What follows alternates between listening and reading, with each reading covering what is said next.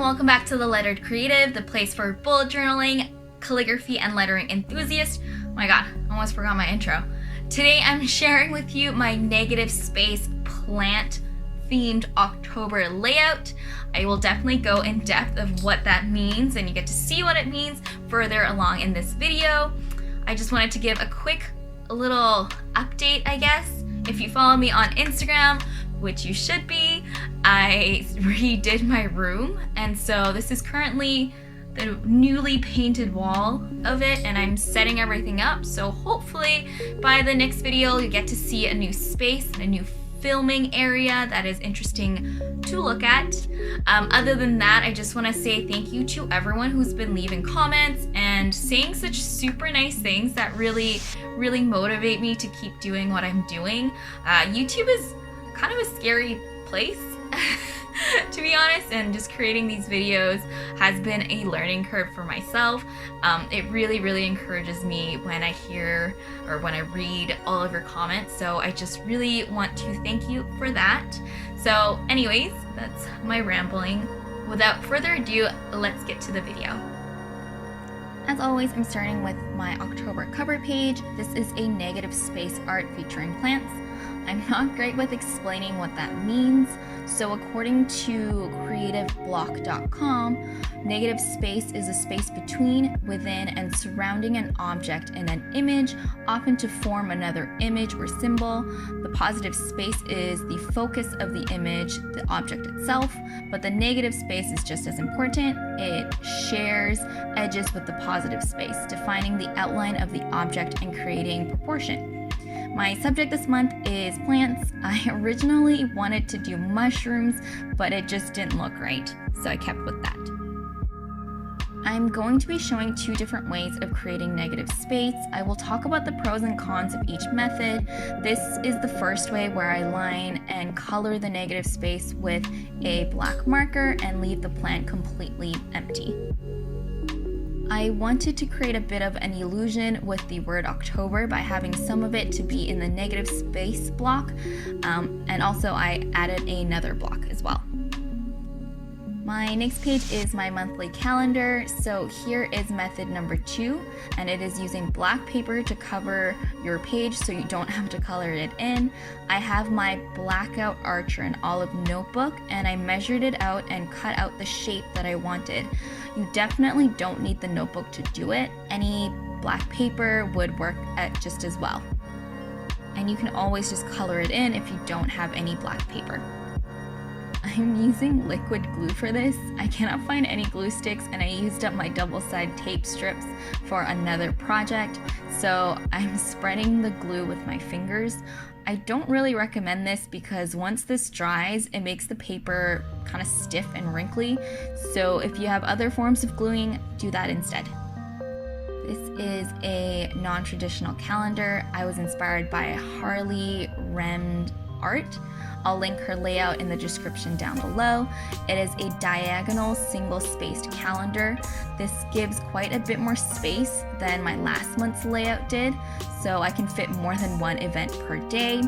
And if you haven't seen my layouts, make sure to check out my old video, or all of the layouts are posted on my Instagram as well.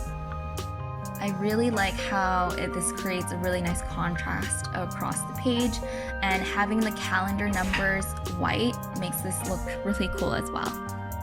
The negative space drawing is of the bamboo plant I found at my grandparents' home. So something great about doing the white on black is you can actually draw out all of the leaves and not be afraid that you're not able to cover it up, since you're coloring everything in with white anyways. That being said, the effect is really contingent on how well your white pen or medium is.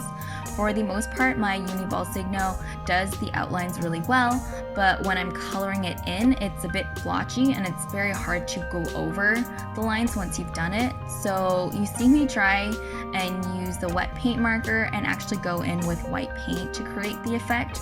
The paint made it the most smooth looking, but it could also be because of the amount of layers I ended up doing. The October is written in a black box to contrast the left side, and it's filled in with my white pen. My next page is my habit tracker. I'm still really into a minimalistic style, so I wanted to reflect that in how my tracker looks. So I ended up doing tiny thin dots that I will darken once I do the certain habits.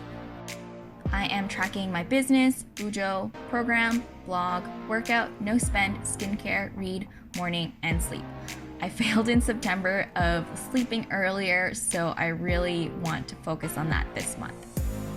The top and bottom are where I put the negative space plants. I find that having thin lines overlapping each other creates a super interesting look. This is the outline and color in the negative space. It is a bit more time consuming doing it this way, but if you're careful, it can create a really clean look. One drawback of coloring in the negative space is that the black can be very hard to look smooth, similar to how the white is when you're coloring it on black. The black pen you use might not be a one coat black and you can get some streaky lines. It definitely looks worse on the camera with the lights on it than it does in person, so just keep that in mind. The page next to it is my brain dump. I created this page to be interesting on its own, but was also mindful of what was on the page next to it. Since my habit tracker has these thick horizontal borders, I contrasted it with 3 circles stacked up vertically. You can easily use vertical lines or even copy the layout next to it. Being mindful of the page next to what you're creating really helps give you not only inspiration, but it also trains you to be more cohesive with your designs. I had a bit of trouble using a white pen on the black when I'm writing the words. I think I should have let it dry a bit more before going in with the pen, so I had some trouble with the words standing out. My next page is my quote page. This month I decided to go with no rain, no flowers. I debated this month's quote quite a lot actually because I wanted it to have something to do with negativity versus positivity, but all of them were like banish negativity and you win type quotes. I personally don't just subscribe to that point of view because I believe that you need the negative to truly see the positive and vice versa. That's why I ended up with this quote. It feels more in line with what I believe and it still fits this overall theme. This is the white on black method. Aside from using the pen with creating the outlines, I went straight to the paint and did different layers of it. It's still a bit blotchy and I might go in one more time but before I'm really happy with it, but it still looks quite good. The last page I have is my mood tracker. Continuing with a minimalist look, it's going to be tracked as if it was on a graph. A quick tip for you is when you're doing something like this where you're tracking things on a chart is to write your X and Y axis next to the dot. I didn't do this for my dates, so now my points are going to be floating in the middle of the dotted journal versus it could have just been right on the dot, which would have made it a lot easier and cleaner once you're done. But this is just what I'm going to have to work with, and I hope this makes sense to you. The last border banner I made is by coloring it in. I think overall out of the 2 methods that I use, I prefer coloring in the black versus the white pen on black. Even though the black can be streaky, it's a bit less than the white and I don't have to go in with paint afterwards. And I find that the negative space looks more natural and real because you can actually see the paper that is underneath rather than having it be colored in. So that's it for my October layout. I'm really happy with the way it turns out. I think I say this every single time, but this was a bit of a creative challenge for myself and I think it turned out really well. Alright, so that's it for me today. Thank you so much for watching. As always, leave me a comment below if you have something you want to say to me. I always read them. I might be a little slow on replying, but yeah, I always read them. Subscribe if you want to see more from me and give me a like if you like this video. I'm always on Instagram, much more active there, and you'll get to see the layout in its full glory, I guess.